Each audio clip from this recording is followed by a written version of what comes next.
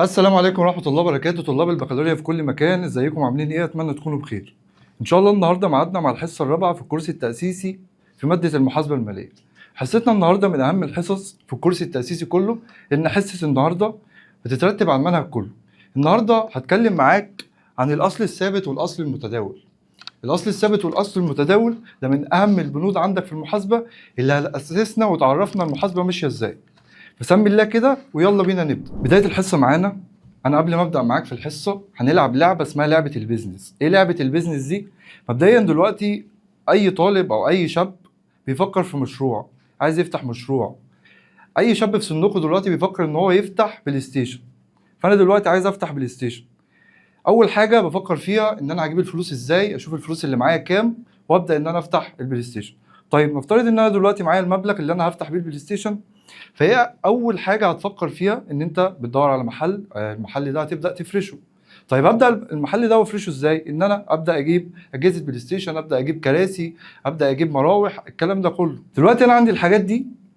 الحاجات دي عباره عن ايه؟ المحاسبه بتقول لي الحاجات اللي عندي اللي هي جوه المحل عندي او المشروع بتاعي بقول عليها الممتلكات. يعني الحاجه دي بقت داخل المشروع بتاعي. الممتلكات دي بقول عليها ايه؟ بقول عليها الاصول. يبقى انا عندي دلوقتي الممتلكات اللي جوه المشروع بتاعي دي بقول عليها الاصول. يبقى البلاي ستيشن، انا فتحت بلاي ستيشن، انت عندك الكراسي وجبت الكراسي وجبت الشاشات وجبت تكييف المكان وجبت الكراسي والشاشات والاجهزه. كل الكلام ده جبته بالفلوسي من جيبي الخاص. بدات ان انا اشغل الشغل، جبت الحاجات دي واشتريتها عشان اشغل المشروع بتاعي. كل الممتلكات بتاعتي دي بنقول عليها الاصول. طيب هل احنا بنقول عليها الاصول وخلاص؟ لا، احنا عندنا الاصول في المحاسبه تنقسم معانا لجزئين. ايه هما الجزئين؟ بص بقى، الاصول تنقسم لجزئين، يا اما اصول متداوله يا اما اصول ثابته. طيب تعالى بس الاول، انا دلوقتي المحل دفعت فيه فلوس، حلو، بقى مملوك ليا بالكامل لان انا خلاص دفعت الفلوس كلها، دفعت المحل بتاعي، دفعت الاجهزه، دفعت الكراسي، دفعت كل حاجه عشان افرش المحل بتاعي وبقى المحل ايه؟ مملوك ليا انا. حلو. الحاجات اللي انت اشتريتها دي، جبت بلاي ستيشن وجبت الكلام ده ليه؟ عشان اشغل الكلام ده عشان يدخل لي فلوس بعد كده. فانا الكلام ده كله بقول عليه ايه؟ بقول عليه اصل. الاصل يعني ايه اصل؟ كل حاجه تمتلكها المشروع او كل حاجه يمتلكها المشروع بقول عليها اصل. يبقى انا دلوقتي المحل دفعنا فيه الفلوس، بقى مملوك ليا بالكامل، بقول عليه اصل. الاصل ده اي حاجه ملك للمشروع او ملك للشركه بقول عليها اصل. طيب دلوقتي احنا قلنا الاصول عندي حاجتين، اصول طويله الاجل واصول قصيره الاجل. واحده واحده معايا. اصول طويله الاجل يعني ايه طويله الاجل؟ طويله الاجل يعني طويله المدى. يعني ايه طويله المدى؟ يعني انا الاصل اللي عندي ده هيقعد معايا سنين كتير، هيقعد معايا مده كبيره جدا. يعني مثلا انت اشتريت دلوقتي جهاز البلاي ستيشن دلوقتي للمشروع بتاعنا. هل جهاز البلاي ستيشن ده اشتريته النهارده وهبيعه بكره؟ لا طبعا. جهاز البلاي ستيشن ده انا جبته عشان يشغل لي المكان بتاعي ويدخل لي ايرادات ويدخل لي فلوس. يبقى ده اسمه اصل طويل الاجل. بقول عليه اصل ثابت. ليه ثابت؟ هو موجود عندي في المكان، فبقول عليه اصل طويل المدى، هيقعد معايا مده كبيره جدا، فده بقول عليه اصل طويل الاجل. اصول قصيره الاجل بقى بقول عليها اصول متداوله. الاصول المتداوله، الاصول المتداوله دي او الاصول قصيره الاجل جايه من اسمها قصيره الاجل، يعني قصيره المده، يعني مدتها صغيره بتبقى اقل من سنه. طيب دلوقتي انت جبت الاجهزه وجبت الكراسي وجبت الكلام ده، فكل الحاجات دي الاساس والكلام اللي عندي جوه المشروع بتاعي هو ده اللي انا بقول عليه اصول طويله الاجل. اما اصول قصيره الاجل زي ايه؟ زي ان انت دلوقتي جبت بضاعه معينه للمكان عشان اللي داخل عندك يشتري الكلام ده، فهو دلوقتي اشترى مني البضاعه ودخل لي فلوس. فهل البضاعه هتقعد معايا كتير قوي ولا هخلص البضاعه دي في فتره مثلا شهر ولا اتنين؟ هخلص الفتره دي في شهر ولا اتنين. بقول عليها اصول قصيره الاجل. يبقى دي حاجات خفيفه بتتقلب معايا الكاش. يعني ايه بتتقلب معايا الكاش؟ يعني انت دلوقتي في مشروع البلاي ستيشن اللي احنا جبناه ده، دلوقتي جبت شويه حلويات وشويه حاجات في المكان، فبدات ان انا اشغلها او ابيعها للعملاء اللي داخله عندي المحل. فطبعا البضاعه دي اللي عندي ببيعها فبتدخل لي فلوس، فالفلوس دي انا جمعتها بسرعه، فبقول عليها اصول قصيره الاجل، اصول متداوله. طيب تعالى بقى الاصول الثابته. الاصول الثابته دلوقتي عندي اراضي، عندي مباني، المكان اللي انا شغال فيه. يبقى انا دلوقتي الاصول، قلت لك انا الاصول الثابته اللي هي بتقعد معايا فتره كبيره جدا. ايه الاصول الثابته دي؟ الاصول الثابته ان هي الحاجه ما اقدرش ابيعها دلوقتي. زي مثلا ان انا جبت عربيه، هل العربيه دي هجيبها النهارده وابيعها بكره؟ لا، العربيه دي بفضل ان انا شغال عليها لحد ما يقول لك ايه، دي انت هلكت العربيه. يبقى انا عندي الاصول الثابته تتكون من ايه؟ اراضي ومباني، الات ومعدات، وسيارات. كل الكلام ده بقول عليه ايه؟ بقول عليه اصول طويله الاجل، يعني اصول قاعده معايا فتره كبيره جدا. يبقى الهدف منها ان انا استخدمها عشان ايه؟ عشان تشغلني، عشان الشغل. يبقى الاصول الثابته ان انا بقدر استفاد منها في المشروع بتاعي عشان تشغلني وتدخل لي مكسب. ده الاصول الثابته. طيب عندي الاصول، تاني نوع عندي من الاصول اسمه الاصول الغير ملموسه. هل الاصول عندي كلها انا لازم اكون ماسكها بايدي؟ لا، في نوع من الاصول اسمه الاصول الغير ملموسه. زي ايه؟ زي مطعم مشهور جدا ليه الاسم بتاعه ده بقول عليه العلامه التجاريه. يعني العلامه التجاريه دي بالنسبه للمكان ده فبقول عليها اصل. زي ايه؟ عندك مثال كشري ابو طارق، كلنا عارفين طبعا كشري ابو طارق. كشري ابو طارق ده من الاصول الغير ملموسه، علامه تجاريه، يعني مكان معروف جدا فعلامه تجاريه. اسم ابو طارق ده علامه تجاريه، فبقول عليها اصل غير ملموس، يعني اصل ملك لابو طارق بس ما اقدرش امسكه بايدي، فبقول عليه اصول غير ملموسه. طيب بعد كده عندي ايه؟ عندي الاصول المتداوله. ركز معايا بقى في الاصول المتداوله. الاصول المتداوله عندي اول نوع النقديه، الفلوس اللي معايا، الفلوس اللي داخله المشروع، الفلوس اللي داخله الشركه، بقول عليها النقديه.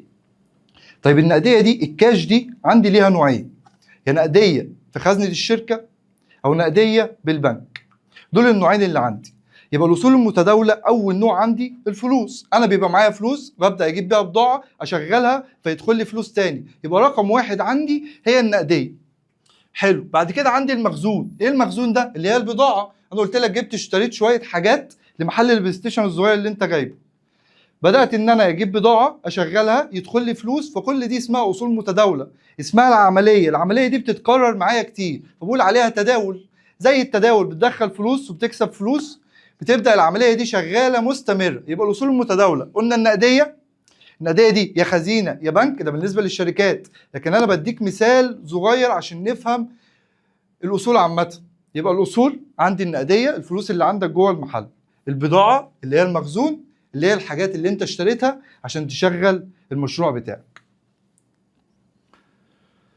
طيب ركز معايا بقى.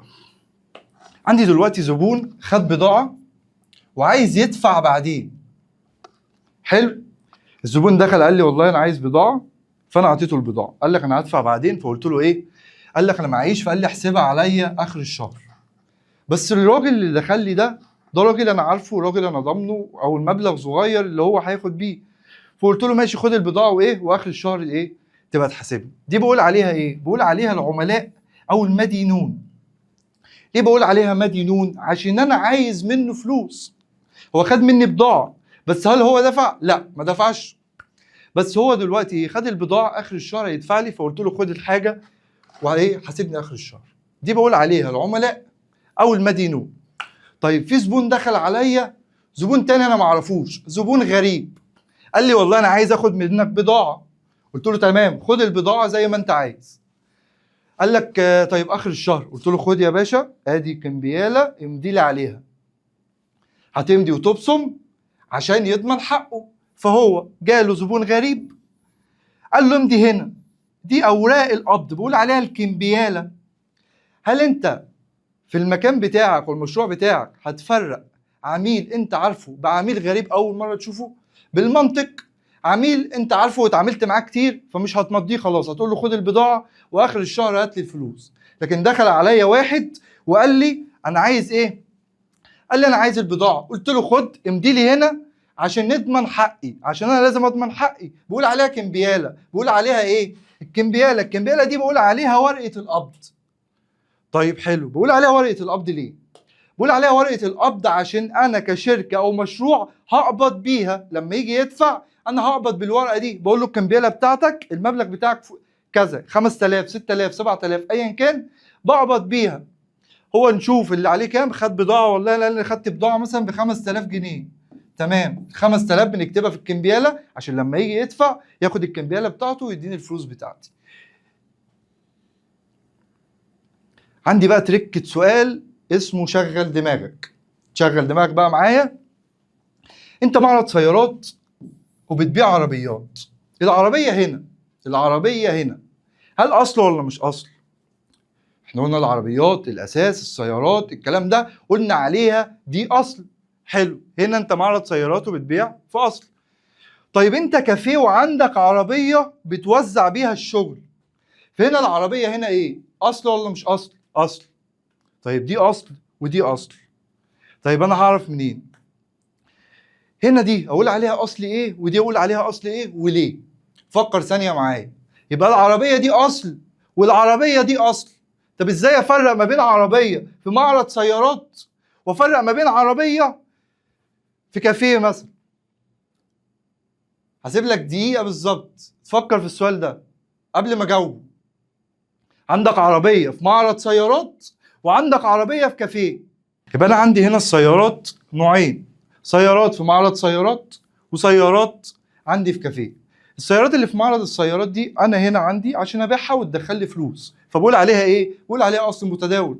طيب بالنسبه للكافيه، الكافيه انا عندي عربيه بنقل بيها البضاعه عشان تدخل لي فلوس، فالعربيه دي انا مشغلها فبقول عليها اصل ثابت. يبقى الفرق ما بين سياره في معرض سيارات ان هي عنده في المكان بيبدا ان هو يبيعها بتدخل له فلوس، بقول عليها اصل متداول. لكن عندي هنا العربية دي أنا جايبها في الكافيه عندي عشان تنقل لي بضاعة تدخل لي فلوس، تبدأ إن أنا أشغلها وأكسب منها فلوس، فبقول عليها أصل ثابت. طيب برشامة البيزنس، إيه برشامة البيزنس دي؟ إيه اللي فهمته أنت بقى من كل ده؟ اللي فهمته إن أنا عندي نوعين، أصل ثابت وأصل متداول. الأصل الثابت قلنا الهدف منه إن هو يشغلني، لكن الاصول المتداوله انا بجيبها عشان اعمل ايه؟ عشان ابيعها واقلبها فلوس بسرعه، زي مثال العربيه اللي لسه قايله لك من شويه. طيب المده، قلنا الاصول الثابته طويله المدى بتقعد معايا اكتر من سنه، لكن الاصول المتداوله بتبقى عندي اقل من سنه. حلو. السيوله، هل انت لو جبت عربيه دلوقتي او جبت اساس او جبت مبنى او جبت اي حاجه تقدر تبيعها بسرعه دلوقتي؟ لا، هتاخد وقت عبال ما بيع الكلام ده. يبقى الاصول الثابته في السيوله صعب ان انت تقلبها الكاش بسرعه، صعب ان انت تاخد فلوس بسرعه. لكن الاصول المتداوله انت لو جبت بضاعه النهارده ممكن بعد 3 ايام تبيعها انا قلبتها كاش.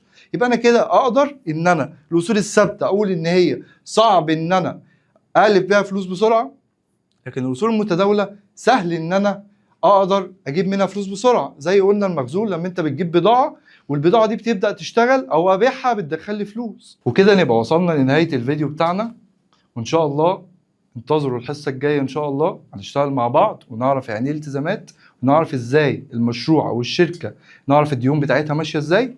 فلو ما شفتش المحاضرات اللي فاتت هتلاقي المحاضرات تحت في الكومنتات. سلام.